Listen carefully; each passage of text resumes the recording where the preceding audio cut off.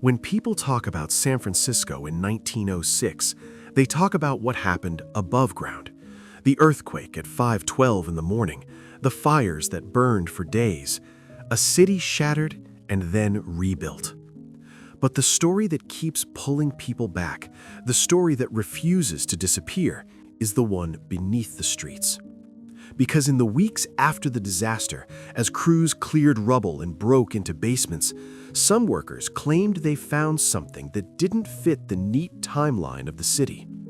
Brick-lined passages, arched corridors, large underground spaces that seemed too deliberate, too organized, too big to be just a basement. And that's where the mystery begins. The facts are real. On April 18, 1906, San Francisco was hit by a devastating earthquake. Fires followed, and much of the city was destroyed. After that, reconstruction became an emergency operation.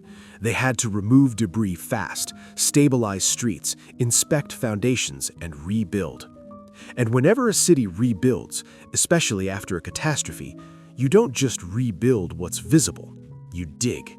You break through collapsed basements, you reach old utility lines, you uncover forgotten service routes, and sometimes you find structures that people in the present barely recognize. That part is normal.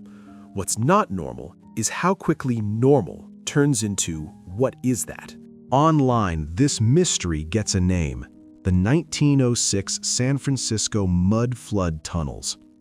The story usually goes like this. After the earthquake, workers uncovered pre-existing tunnels, deep, wide, and highly engineered. Some were filled with hardened mud and packed sediment like they'd been buried on purpose or flooded long ago.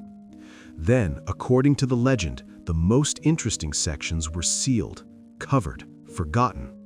And the official story later softened it into simple explanations: old sewers, old mines, old basements, nothing to see.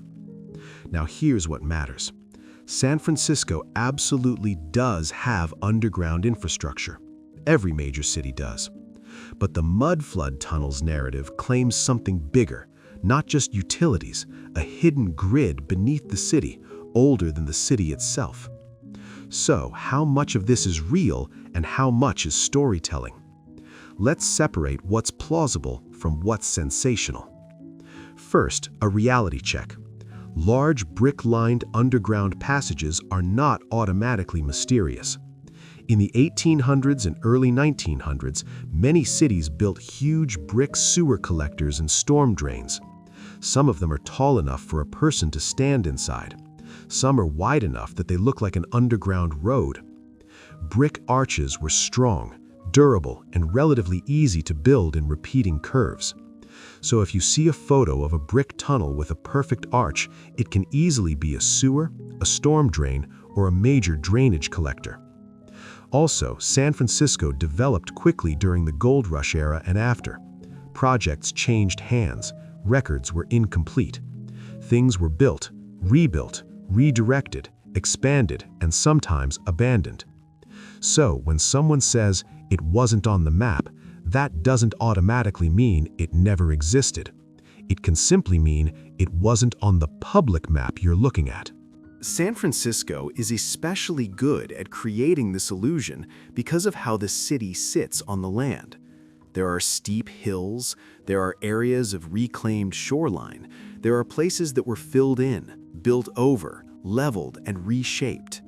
In cities like this, you can end up with old street levels buried beneath new grades, old building entrances that now sit below sidewalks, basements that used to be ground level but aren't anymore. So people walk past a building and think, why are the windows half underground? Sometimes the answer is boring. The street level rose, the city regraded, construction piled up. But boring answers don't go viral. Mysterious answers do. And that's why mud flood becomes the perfect word. It gives a single dramatic explanation for 100 different urban engineering realities. Most versions of this story focus on 3 repeating clues. Clue 1: scale. Some passages appear too big for simple sewers.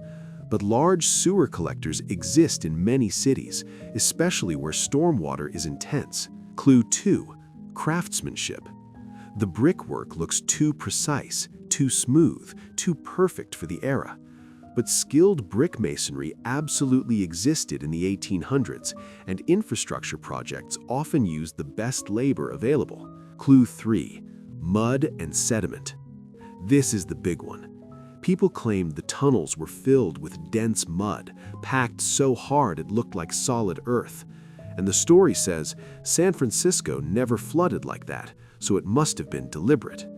But sediment can enter underground systems in many ways.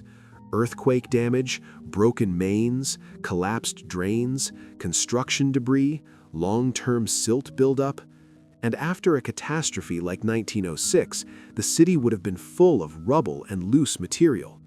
A tunnel filled with debris after a disaster is not strange, it's expected. So if the clues can be explained, why does the legend still feel convincing?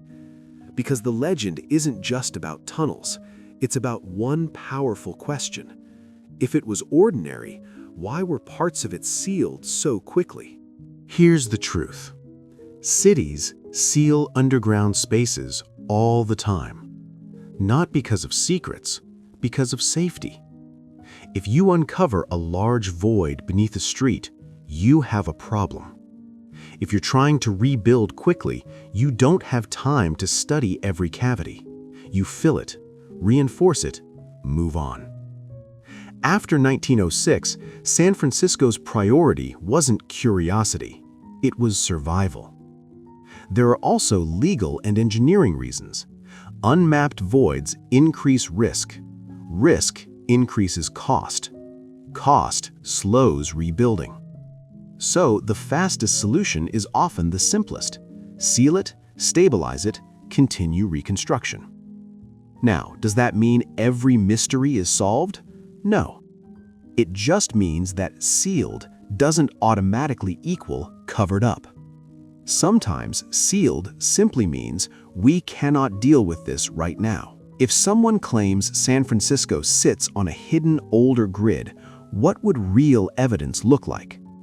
Not just eerie photos, not just anonymous quotes, not just people said. Real evidence would include identifiable archival references, exact report titles, departments, dates, catalog numbers. Engineering drawings showing non-standard construction. Excavation logs describing structures that don't match known utilities. Geology reports confirming unusual buried layers inconsistent with normal grading or fill. Independent historians or engineers reviewing the material and reaching similar conclusions. Without that, you don't have proof. You have a compelling story. And compelling stories are powerful, especially when they follow a pattern that YouTube loves. Disaster, discovery, silence, cover, forgotten history. It's a perfect narrative engine. San Francisco's underground is real. Big brick tunnels are real. Odd sealed spaces are real. Old layers buried under new construction are real. And after a catastrophic earthquake, crews likely encountered many underground features, some expected, some confusing, some undocumented, and some that looked more dramatic than they actually were. The mudflood tunnels interpretation is a theory, a modern story built from real visuals, real infrastructure, and real historical chaos, stitched together into something more cinematic than the records can confirm. That doesn't make it worthless. It makes it a mystery worth exploring carefully. Because even if the hidden civilization angle is exaggerated, the underground still tells a story of how cities grow, how they bury their past, how engineering becomes invisible until disaster forces it into the open. So the question isn't only, what did they find in 1906? The question is, how much of any city is built on top of things we stop seeing? Old systems, old routes, old layers, old decisions. For a brief moment, the 1906 earthquake cracked the surface open and let people glimpse the infrastructure underneath. Maybe it was just sewers and storm drains. Maybe it was something stranger. But either way, the city closed back over it, and time did what it always does. It covered the story. If you want to follow up, the next video could be the strange brick rings in San Francisco streets. What are they really?